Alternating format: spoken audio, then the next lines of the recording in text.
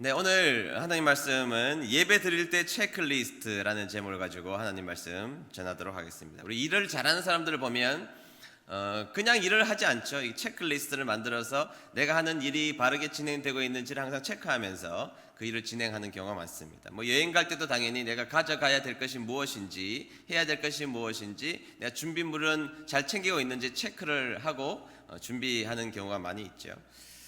일을 잘하는 분들도 보면 뭐 체크리스트 혹은 투두 리스트를 만들어서 하루 단위로 내가 오늘 해야 될 일이 무엇인가 투두 리스트를 만들고 또 한 일에 대해서 체크하면서 넘어가서 놓치지 않도록 노력하는 분들이 많이 있습니다. 그런 분들이 복되게 살 가능성이 훨씬 더 높게 되겠죠.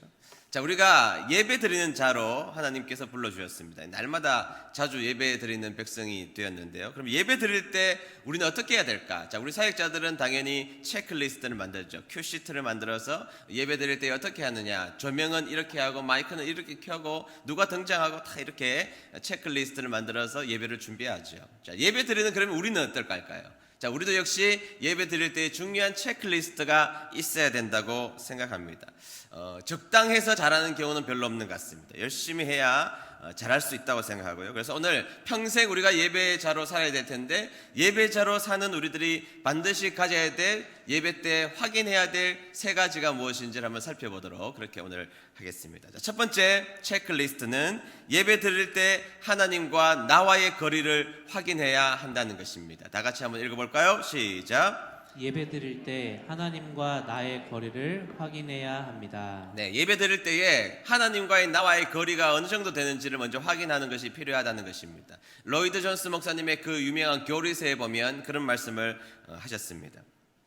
우리가 하나님을 사랑의 하나님, 은혜의 하나님으로 인식하기 이전에 우리는 먼저 하나님을 두려운 하나님으로 인식해야 된다, 이렇게 말해주고 있습니다. 그러니까 하나님이 은혜의 하나님이다, 좋으신 하나님이다. 자, 당연히 우리 하나님은 좋으신 하나님이죠. 그럼에도 불구하고 좋으신 하나님으로 인식하기 이전에 선행으로 먼저 인식해야 될 것이 뭐냐? 우리가 믿는 하나님은 경외, 두려운 하나님이다. 그래서 하나님을 경외하는 태도가 먼저 있어야 된다, 이렇게 강조하고 있다는 것이죠. 그래서 우리가 예배 드릴 때 무엇을 확인해야 되느냐? 우리가 믿는 하나님이 얼마나 크신 분이신지를 확인하며 살아가야 한다는 것이죠.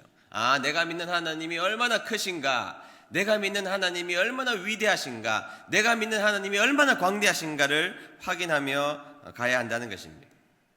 성경에 우리 하나님이 얼마나 크신지에 대한 설명은 말할 수 없이 많이 있지만 몇 가지만 확인을 해보면, 이제 이스라엘 백성들이 광야 생활하다가 가나안에 들어갈 때에 요단강을 건너라, 이렇게 하나님이 명령하시죠. 제사장이 언약궤를 메고 요단강을 먼저 건너라, 이렇게 말씀하고 있으시죠. 그런데 이 언약궤는 하나님의 임재를 상징하는 것이지 않습니까? 그러니까 하나님의 임재, 다시 말해서 하나님의 임재를 상징하는 이 언약궤와 백성 간의 거리를 성경에서 명시하고 있다는 것입니다. 여호수아 3장 4절 하반절을 보겠습니다. 다 같이 읽습니다. 시작. 언약궤를 너무 가까이 하지 말고 2000규빗 정도의 거리를 두고 따라가시오. 아멘. 자, 2000규빗. 자, 언약궤와 이스라엘 백성들 사이의 거리가 어느 정도라고요? 2000규빗. 자, 2000규빗이 오늘날로 도량령으로 환산을 좀 해보면 약 1km나 되는 거리입니다. 여러분, 요단강은 그렇게 넓지 않아요. 요단강이 그 폭이 몇백 미터가 되는 강이 아니거든요. 말이 강이지. 여러분, 김천의 감천보다 폭이 훨씬 더 좁습니다. 가보면 그 요단강이 좁아서 깜짝 놀랍니다. 그런데 여러분, 그 요단강이 그렇게 좁은데 폭이나 넓어서 1km를 유지하라는 것도 아니고, 그 폭이 그렇게 좁은 곳임에도 불구하고 1km 정도를 유지하라고 말씀해 주고 있는 것이죠. 하나님은 나와 너 사이에 최소한 거리가 이 정도 된다는 것을 확인하고 살아라, 이렇게 하나님은 말씀해 주고 있는 장면이죠. 우리가 예배 드릴 때 확인해야 될 것이 뭐냐? 나는 무능하지만 내가 믿는 하나님은 전능하시다. 그 거리를 확인해야 됩니다. 나는 무능한 존재에 불과하지만 내가 믿는 하나님은 전지전능하신 분이시다라는 거리를 확인해야 한다는 것이죠. 자, 또 한번 살펴보겠습니다. 하나님이 욥과 대화하시는 장면을 한번 보시죠. 욥기 38장인데요. 제가 읽어보도록 하겠습니다. 38장 4절에 보면 내가 땅의 기초를 세울 때 너는 도대체 어디에 있었느냐. 자, 하나님께서 욥에게 이야기하시는 거예요. 하나님이 자신이 스스로가 얼마나 크신 분이신지를 이야기하면서 그렇게 말씀하시는 것이죠. 6절, 땅의 기초를 무엇으로 단단히 고정시켰는지 그 모퉁이 돌을 누가 놓았는지 아느냐. 여러분, 이 이야기를 들어보면 이 삼라만상 천지를 하나님께서 지으셨고 하나님이 붙들고 계시다는데 우리가 믿는 하나님이 얼마나 크신 분이십니까? 네, 8절 보면 바다가 넘치지 못하도록 한계를 정해 놓은 자가 누구냐. 바다, 여러분, 바다가 넘치지 않도록 한계를 정해 놓은 거, 우리는 그것이 그냥 우연하게 일어난 일이라고 생각하는 자들도 있지만 하나님은 그렇지 않다는 것입니다. 11절, 그때 나는 바다를 향하여 너는 여기까지만 오고 더 이상 넘치지 마라. 너 교만한 파도야 멈추어라 하고 명령했다. 하나님께서 그 물, 그 어마어마한 물을 관리하고 계시다는 것을 말씀해 주고 있죠. 이런 바다가 얼마나 큽니까? 바다가 정말로 어마무시하게 놀랍도록 큰데 그 바다의 경계를 하나님이 정해 놓으시고 그 경계를 넘어서지 못하도록 하나님은 통제하고 계신다는 것이죠. 12절 보겠습니다. 내가 태어난 이후부터 한 번이라도 아침에게 명령하여 동을 트게 한 적이 있었느냐. 여러분, 우리가 명령해서 해가 뜹니까? 그 하나님이 뜨게 하신다는 거거든요. 그런 이야기 하시고 있는 것입니다. 18절, 너는 지구의 구석구석을 다 알고 있느냐? 알거든 대답하여라. 여러분, 우리가 과학이 위대하죠. 네, 과학자들의 발명은, 그리고 발견은 위대하다고 저는 생각합니다. 그렇게 믿고 있어요. 지금도 이렇게 생각하지만 과학자들이 밝혀낸 것은 전 이 우주의 1%가 될까요? 1%도 되지 않는 정도의 영역을 밝힌 것에 불과하지 않겠습니까? 여러분, 하나님께서 이 어마어마한 이 자연, 이 지구 구석구석을 알고 있느냐라고 물어보면 극히 일부만 알고 있다라고 대답할 수밖에 없지 않겠습니까? 19절, 빛이 어디에서 오고 어둠이 어디로 가는지 아느냐. 22절, 너는 눈창고에 들어가 본 적이 있느냐? 우박창고에도 가보았느냐? 하늘에 여러분 눈이 내릴 때 어마어마하게 내리잖아요. 그것을 누가 관리하고 있느냐? 우박 창고가 너 어디 있는 줄 아느냐? 이렇게 하나님 물어보실 때에 우리가 대답할 수 있는 방법이 없지 않습니까? 33절, 내가 천체의 운행 법칙을 아느냐? 내가 땅의 자연 법칙을 세웠느냐?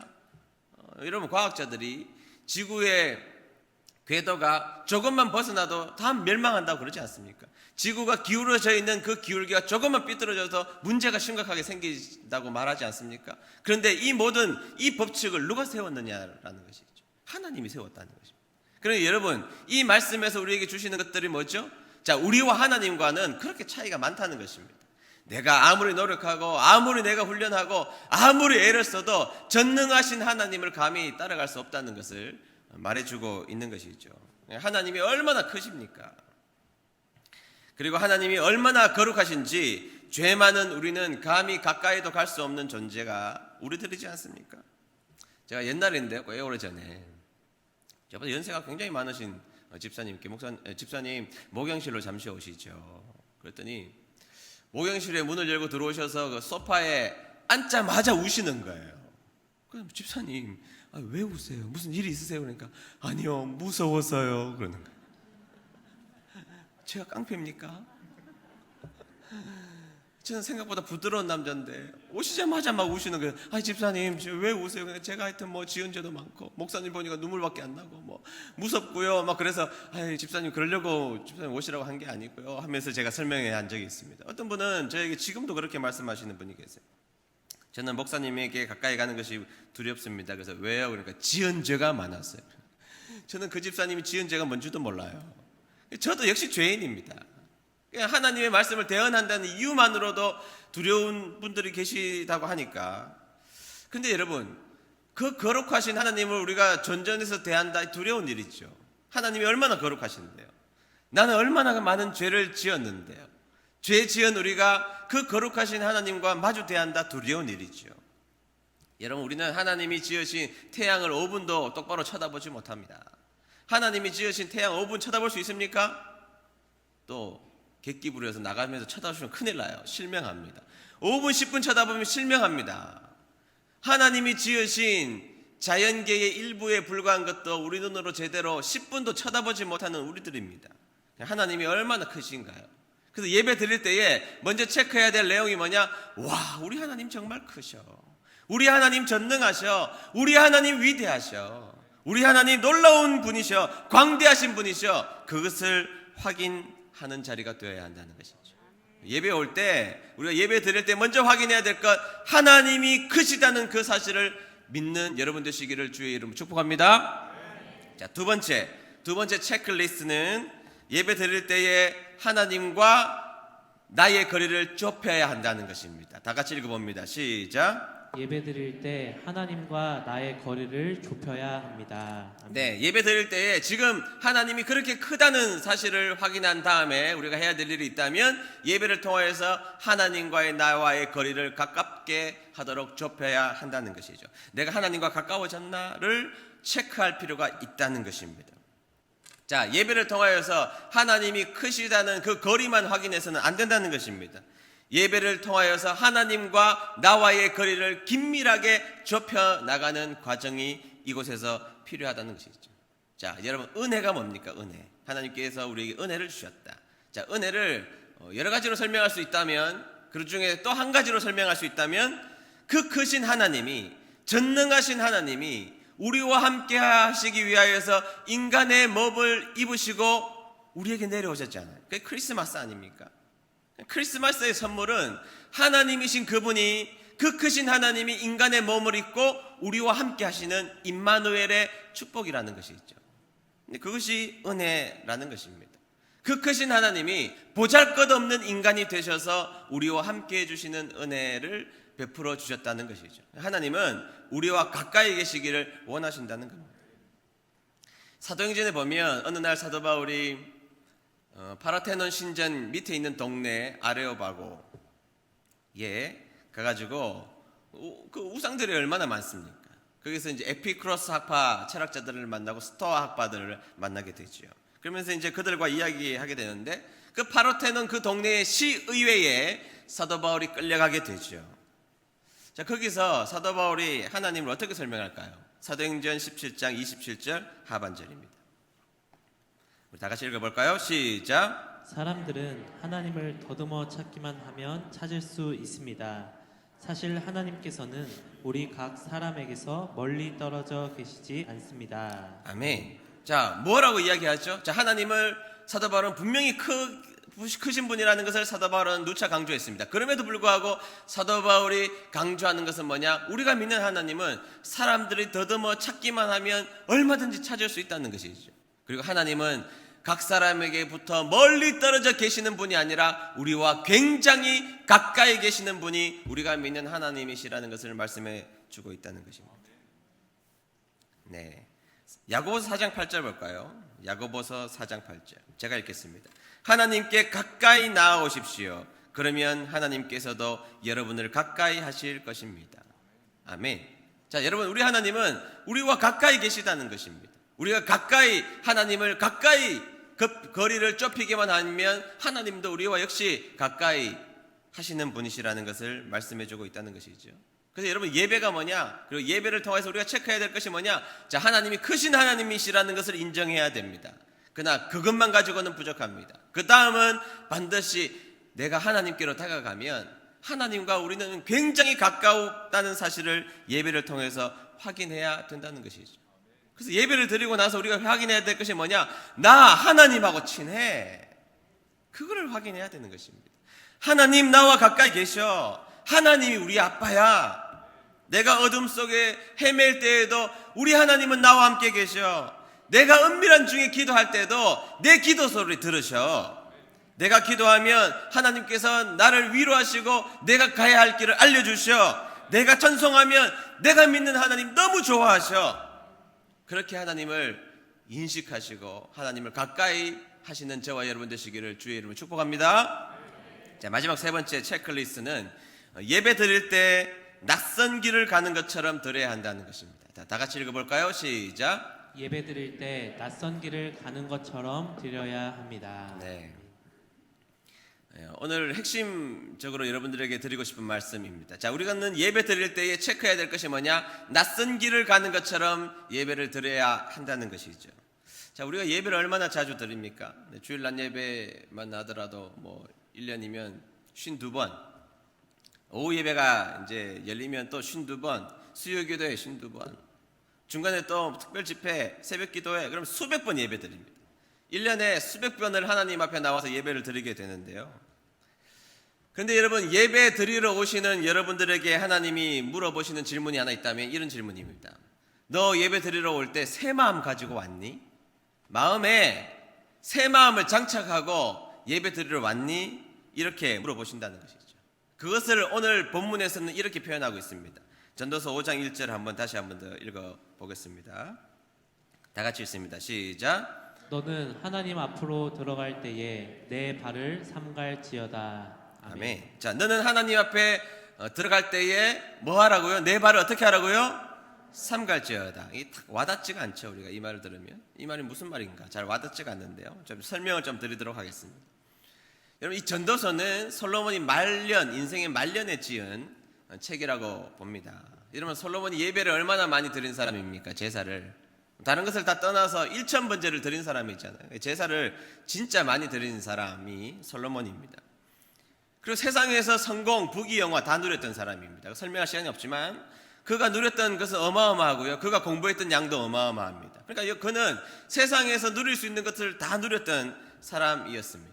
그런데 그가 인생의 말년이 되어서 자기의 삶을 딱 반추해 보니까 잘못 살은 것이죠. 자기의 삶은 하나님 앞에 죄짓고 엉망진창의 삶을 살았는데, 그러고 나서 결론적으로 이 전도서에게 하는 두 가지 중요한 핵심이 있는데, 그것이 뭐냐? 첫 번째, 젊을 때의 창조주를 기억하라는 것입니다. 다른 말로 말하면 힘이 있을 때 창조주를 기억하며 살라는 것이죠. 자신은 나이가 들어서 늙어서 가지고 있는 부귀가 있어도 사용하지 못하는 어떤 시기가 되어서 겨우 그때 하나님을 생각했는데, 솔로몬은 그의 평생을 생각하면서 자신의 인생의 실패를 바라보면서 중요한 가르침 하나는 젊을 때의 창조주를 기억하며 살아라는 것이죠. 힘이 있을 때, 능력이 있을 때, 의지가 있을 때, 세상에서 인정받을 때, 세상에서 떵떵거리며 살 수 있을 때, 하나님 없이도 세상 가운데 살 수 있는 능력이 있을 때, 그때 하나님을 생각하면서 살라는 것이죠. 하나님을 기억하는 인생이 되어야 한다는 것입니다. 오늘날 똑같습니다. 우리 은혜드림교회 성도님, 여러분들이 아무리 힘이 있을지라도 하나님 의지하며 살아가는 여러분 되시기를 축복합니다. 네, 하나님 의지하며 살아가야 되죠. 그러면서 두 번째, 자, 하나님을 기억하고 창조주 때 하나님을 기억하여 예배드리는 인생이 되어라. 이게 첫 번째예요. 두 번째 가르침이 뭐냐? 그것이 바로 읽었던 말씀인데요, 예배드리는 태도입니다. 자, 젊을 때부터 힘 있을 때부터 예배 드리기를 즐겨해라. 하나님을 기억해라. 첫 번째 메시지라면, 두 번째 메시지는 이 예배 드리는 태도가 어떻게 해야 되느냐? 너의 발을 삼가하면서 예배를 드려야 된다는 것이죠. 자, 이 말은요, 우리는 좀 어렵게 느껴질지 모르지만 이스라엘 백성들에게는 관용어구입니다. 여러분, 우리가 무식한 사람을 가르쳐서 뭐라 그래요? 낫 놓고 뭐도 몰라요? 낫이 어떻게 생겼어요? 기역자로 생겼잖아요. 그러니까 낫 놓고 기역자를 모른다. 이 말은 무슨 말이에요? 낫 놓고 기역자를 모른다. 이 말을 딱 들으면 우리는 그 사람 무식한 사람이야. 그 얘기가 생각나는 것처럼, 지금 내 발을 삼갈지어다 이 말을 들었을 때에 우리는 좀 이 말이 어색하지만 이스라엘 백성들은 단박에 알아들었다는 것이죠. 자, 이 말이 뭐냐? 내 발을 삼갈지어다 라고 말하면 이스라엘 백성들 어떻게 해석해서 듣느냐? 내가 가는 길을 마치 낯선 길을 걷는 것처럼 걸어라. 네가 그 길을 갈 때에 낯선 길을 걷는 것처럼 그 길을 걸어라. 이런 뜻으로 받아들인다는 것입니다. 자, 이것도 좀 어렵죠. 제가 더 쉽게 설명해 보도록 하겠습니다. 여러분, 낯선 길의 반대말은 뭐죠? 익숙한 길. 낯선 길의 반대말이 뭐라고요? 익숙한 길입니다. 자, 여러분, 익숙한 길을 걸을 때 여러분들이 고민해 보신 적이 있습니까? 익숙한 길을 걸을 때에 설렘이 있습니까? 익숙한 길을 걸을 때에 여러분들이 준비를 하고 걸어갑니까? 아니거든요. 제가 김천에서 볼일 보다가 예컨대 저희 집으로 갈 때 제가 고민을 하겠습니까? 지도를 찾아보겠습니까? 내비게이션을 켜겠습니까? 제 마음에 설렘이 있겠습니까? 아니 집에 가면 설렘이 있죠. 그런 의미가 아니라 그 가는 길 자체 설렘이 잘못 요새 말 잘못하면 큰일 나니까. 네. 여러분 내가 익숙한 길을 걸어갈 때는요 그냥 준비하지 않아도 노력하지 않아도 생각하지 않아도 지금 이 길에서 우회전 저 길에서 좌회전 생각하지 않아도 제 손과 머리와 발은 자연스럽게 움직여서 우리 집으로 그냥 편안하게 들어가게 된다는 것이죠. 그게 익숙한 길입니다. 근데 여러분 낯선 길을 갈 때는 어떠신가요? 낯선 길을 갈 때는 제가 2012년 미국에서 보름간 제가 차를 빌려서 중부에서 서부까지 제가 이렇게 횡단처럼 이렇게 해본 적이 있습니다. 그러니까 여러분 이 낯선 길이잖아요. 한 번도 가보지 않은 길이잖아요. 그 길을 갈 때 여러분 한국에 2달 전부터 시간이 되면 미국 지도를 열어보고 연구하기 시작했습니다. 그리고 그 다음에 숙소는 어디를 가야 되며 그 다음에 내가 들려야 될 곳은 어디며 그 다음에 길가에 주차해도 되는지 안 되는지 어떤 시내에는 되는 곳이 있고 안 되는 곳이 있고 밥은 무엇을 시켜야 될지 내가 영어를 어떻게 해서 밥을 시켜야 될지 여러분 그 2달 동안 엄청나게 연구했습니다. 연구하고도 그 다음날 그 길을 출발할 때는 밤에 다시 휴대폰을 열어서 컴퓨터를 열어서 연구를 다 하고 어디로 갈지 충분히 준비한 다음에 그 길을 가게 되죠. 그래서 별의별 생각이 다 드는 길인 낯선 길을 갈 때의 마음입니다. 긴장도 하고 설레기도 하고 준비도 열심히 하고 여러분 익숙한 길을 갈 때와 낯선 길을 갈 때는 우리의 태도는 완전히 달라요. 그렇지 않습니까? 자 다시 돌아가 봅시다. 자 우리가 하나님 앞에 예배 드리러 갈 때 어떻게 가야 한다고요? 익숙한 길 가는 것처럼? 아니요. 낯선 길을 가는 것처럼 가야 된다는 거예요. 아니 목사님 내가 예배를 30년 드렸는데 어떻게 낯선 길로 가요? 아니요. 그럼에도 불구하고 예배 드리러 가는 그 발걸음만큼은 우리의 마음만큼은 낯선 길을 가는 것처럼 결단하며 하나님 앞에 예배 드리러 나와야 할 줄로 믿습니다. 네, 그것이 성경에서 요청하는 것이죠. 다른 말로 하면 성경의 다른 단어로 말하면 성경은 우리에게 새 노래를 부르라고 말씀하시죠. 여러분 오늘 여러분들이 불렀던 찬양 모르는 찬양입니까? 대부분 우리가 예배 시간에 부르는 찬양은 모르는 찬양을 부를 때도 있지만 대부분은 알던 찬양을 부른단 말이죠. 그러니까 다른 말로 말하면 헌찬양이란 말이죠. 수백 번 불렀는데 뭐 헌찬양이죠. 헌찬양. 그런데 성경에서는 여러 번 불렀을지라도 그 찬양은 새 노래로 불러야 된다는 것입니다. 100번을 불러도 101번째 부를 때는 새로운 마음으로 새로운 열정을 가지고 뜨거운 마음으로 은혜의 마음을 가지고 새롭게 불러야 한다는 것이죠. 그것이 낯선 길을 가는 것처럼 예배를 드려야 될 우리들의 태도라는 것입니다. 여러분 우리가 예배를 드릴 때에 수없이 익숙한 길이라고 말할 수 있지만 하나님은 그것을 원하시는 것이 아닙니다. 오늘 예배 드리는 이 자리에 반드시 체크해야 될 것은 내가 첫 마음을 가지고 예배를 드리고 있는지. 학교를 갈 때에 첫 등교를 하면 새로운 가방에 새로운 신발을 신고 처음으로 등교할 때 얼마나 설렙니까? 두렵기도 하고 설레기도 하고 기대를 가지기도 하고 중학교 때 열심히 공부하지 못했을지라도 고등학교 가서 열심히 해야 되겠다는 마음을 가지고 그렇잖아요. 첫사랑은 어때요? 첫사랑은 잊혀지지가 않습니다. 잊혀지지가 않아요. 첫사랑이 왜 잊혀지지가 않습니까? 그 마음이 너무 소중했거든요. 너무 설레었거든요. 너무 달달했거든요. 첫사랑이 없으신가요? 여러분들은? 그래서 예배 드릴 때 우리는 헛마음을 가지고 와서 안 됩니다. 여기에 새 마음을 장착해서 이곳에 와야 하는 것이죠. 내가 주님을 첫 번째 만났던 그 은혜의 자리에서 주님을 찬양했던 그 뜨거운 마음, 주님만 생각해도 내 눈에 눈물이 났던 그 처음 마음, 그 마음을 가지고 그 마음을 장착하고 주님 앞에 나오는 여러분 되시기를 주의 이름으로 축복합니다.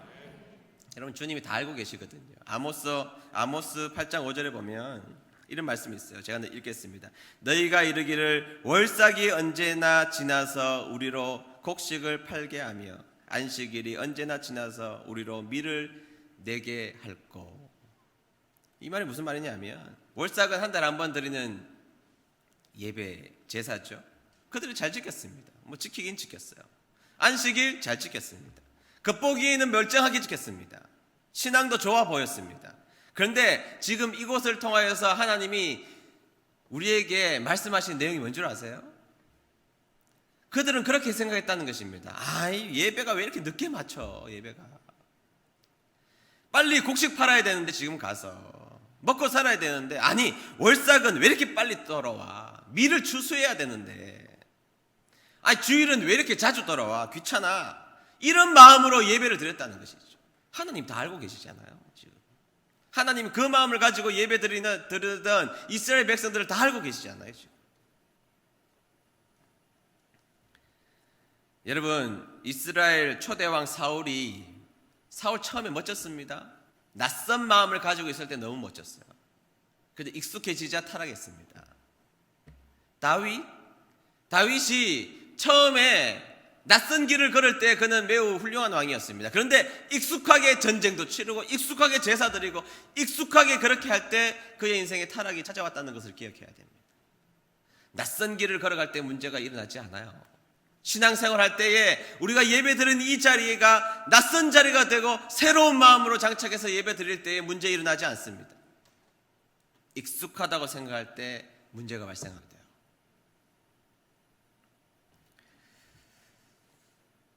예배 드릴 때는 처음 여행하는 것처럼, 처음 등교하는 것처럼, 처음 사랑하는 것처럼, 처음 입주하는 것처럼 그렇게 하나님 앞에 예배 드리는 마음이 있어야 한다는 것이죠. 제가 좀 오래됐는데요, 하나님이 저에게 복을 참 많이 주셔서, 제가 그렇게 못난 사람인데 복을 너무 많이 주셔서 하나님 앞에 이렇게 기도해 본 적이 있어요. 하나님, 저에게 왜 이렇게 복을 주세요? 그러니까 제 인생에 까마득하게 완전 잊어버렸던 사건을 몇 가지를 저에게 딱 생각을 나게 해주시더라고요. 저는 이제 그것을 우리 학생회 때 간증도 제가 많이 하고 했는데, 그거는 생각났기 때문에 간증하는 거예요. 한 번도 제 인생 가운데 다시는 생각하지 않았는데 그 생각을 하나님이 심어 주셨습니다. 그 장면 중에 하나가 뭐냐면, 제가 예수님을 중학교 때 영접하고 주님 앞에 나와서 예배 드리는 것이 너무너무 행복하고 너무너무 좋았습니다. 토요일이 되면 너무너무 기뻤어요. 왜 기뻤느냐? 토요일 날 학생 기도회가 있었거든요. 토요일 학생 기도회 와서 박수치며 뜨겁게 기도하고 때로는 철야도 하고 그렇게 기도하는 그 날이 너무너무 행복했습니다. 교회에 피아노가 없었거든요. 그러니까 제 친구가 둘이 기타로 반주하자 그래서 토요일 날 모여서 기도회 마치면 기타 반주 준비하는 것이죠. 손가락이 퉁퉁 부을 만큼, 멍이들 만큼 기타 열심히 준비해서 까까머리 중학생이 하나님 찬양한다고 전주 간주 기타로 다 넣고 그렇게 준비 토요일 날 열심히 했습니다. 그 당시에 연습한다고 그 당시 찬미 300이라고 있었거든요. 찬미 300을 꺼내놓고, 지금 우리 교회 비전 채플 정도보다 좀 작은 곳인데요, 그곳에 그 강대상에 엉덩이를 걸쳐 앉아서 기타를 300을 놓고 처음부터 끝까지 부르는 겁니다. 지금 제가 여러분 노래를 잘 못 부르는 것은 그때 변성기 때 300곡씩 불러서 그래요, 하루에. 300곡씩. 근데 여러분, 제가 지금도 기억나는 장면이 하나님 기억하게 해주신 장면이에요. 제가 기타 치면서 300곡을 불러요. 1번부터 2번, 3번, 4번 끝까지 다 한 번씩 부릅니다. 손 아파와도 끝까지 부르다가 기타를 껴안고 나도 모르게 자버렸어요. 뒤에서 누워가지고. 하나님 그 장면을 저에게 보여주셨어요. 주일을 준비하기 위해서 토요일날 어린 까까머리 중학생이 교회에 와서 기타를 껴안고 300곡이나 노래를 부르면서 부르다가 얼마나 몸이 피곤하면 피곤한지도 모르고 노래 부르다가 그 기타를 껴안고 잠들어 버렸다고. 그 모습을 기억하게 해주셨어요. 주일 예배 마치고 나서, 옛날에는 저녁 예배였지 않습니까? 저녁 예배 마치고 집에 들어와서 제가 한 일 중에 하나가 입을 뒤집어 쓰고 울었습니다. 제가 왜 울었느냐? 그 다음 예배까지가 너무 먼 거예요. 다음 토요일까지가 너무너무 먼 거예요. 제 인생에서 까마득하게 잊어버렸던 이 장면을 하나님이 영화 보듯이 저에게 딱 보여주셨어요. 하나님께서 그것을 보여주면서 제 마음속에 명확하게 말씀해 주셨어요. 인산아, 나 너 그 모습이 좋아. 나는 그 모습이 너무 좋아. 그때가 나는 너무 행복했어. 여러분, 까까머리 중학생 최인선보다 지금 최인선이 더 세련됐죠. 지금 최인선이 더 세련됐어요. 저를 믿으세요. 지금 제가 더 세련됐습니다. 그때는 제가 돈도 없어요. 지금 그때보다 돈도 더 많아요. 그때는 그냥 뒤에서 기타나 치면서 있었지만 지금은 이 설교 강단에서 이 고귀하고 아름다운 자리에서 설교까지 하잖아요. 그런데 하나님은 저의 인생 가운데 제가 큰 교회 초청받아서 설교하는 장면 보여주신 거 아니에요. 하나님이 그런 모습 보여주시지 않고 까까머리 중학생이 예배를 그렇게 사모하여서 눈물을 줄줄 흘리면서 입을 뒤집어 쓰고 울고 기타 잡고 300곡이나 부르다가 자기도 모르게 잠들어서 있는 그 장면 딱 보여주셨다고. 은혜 받은 처음 예배 때문에 울고 예배를 그렇게 사랑하던 저를 보여주시면서 나 그때 네가 좋아. 여러분, 오늘 예배 드리는 여러분들의 모습이 어떠신가요? 익숙한 길을 걸어가는 것처럼 오늘 이 자리에 오셨나요? 교회 오는 길 나 다 알고 있고, 교회 오면 어떤 예배의 순서가 있는지 다 알고 있고, 어디에 내가 참여를 하면 되는지 다 알고 있고, 어떤 행동을 하면 교인들에게 인정받는지 다 알고 있고, 익숙한 길 오셨습니까?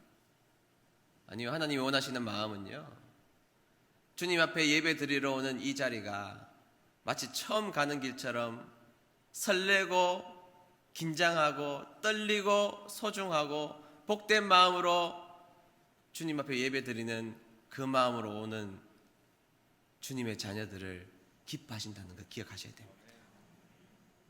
여러분들이 자랑하는 거 하나님 안 가지고 계시겠어요?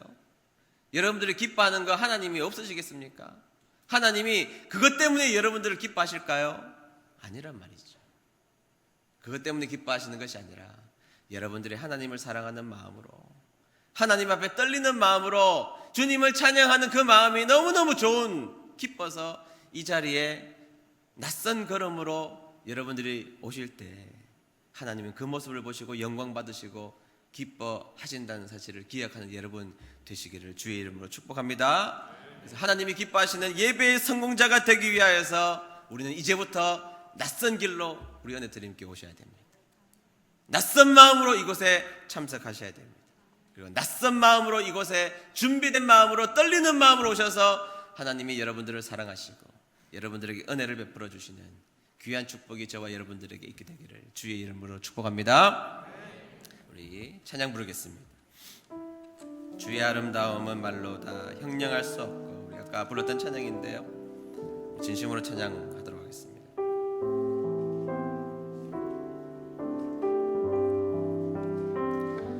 주의 아름다움은 말로 다 형언할 수 없고, 주님의 그 놀라우심은 다 표현할 수가 없네. 누가 그 지혜를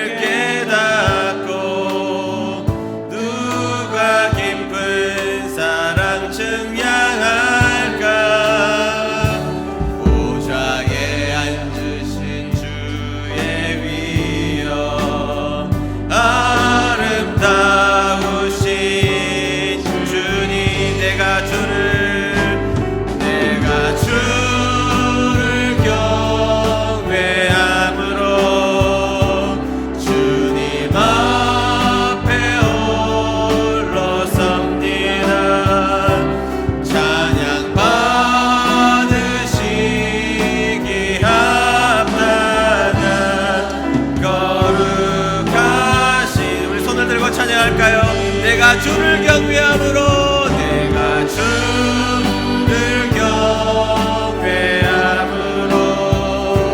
주님 앞에 홀로 섭니다. 찬양 받으시기에 합당한 거룩. 마지막으로 내가 주를 경외함으로 우리의 진심을 담아서 주를